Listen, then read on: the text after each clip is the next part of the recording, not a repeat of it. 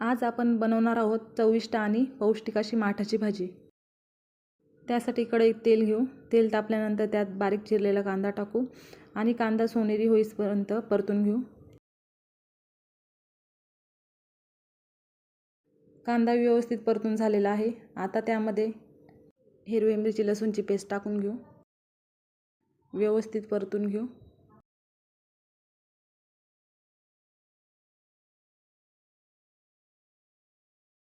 मिरची आपली व्यवस्थित परतून झालेली आहे।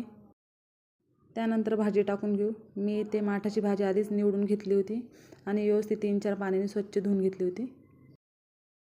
धुतलेली भाजी टाकून घेऊ। भाजी टाकून झालेली आहे आपली। आता भाजी खाली वर करून घेऊ। ही माठाची भाजी खूप पौष्टिक असते आणि चवीलाही खूप छान लागते। भाजी व्यवस्थित परतून झालेली आहे आपली। आता त्यामध्ये चवीनुसार मीठ टाकून घेऊ। माठाची भाजी बाजरीच्या भाकरीसोबत सुद्धा खूप छान लागते।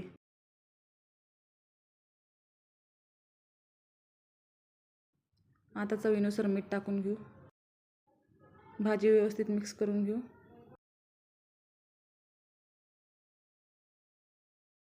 व्यवस्थित मिक्स झालेलं आहे। आता 7-8 मिनिटे भाजी शिजवून घेऊ।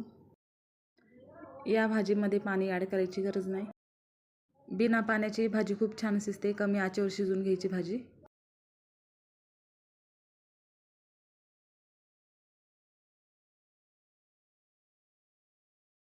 भाजी व्यवस्थित शिजवून घेऊ।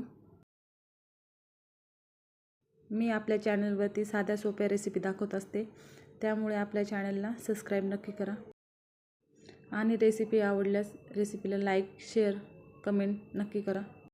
तर तयार आहे आपली माठाची भाजी। तुम्ही अशा पद्धतीने नक्की ट्राय करून बघा। अशा सोप्या रेसिपींसाठी चॅनलला सबस्क्राईब नक्की करा आणि बेल आयकॉन दाबायला विसरू नका।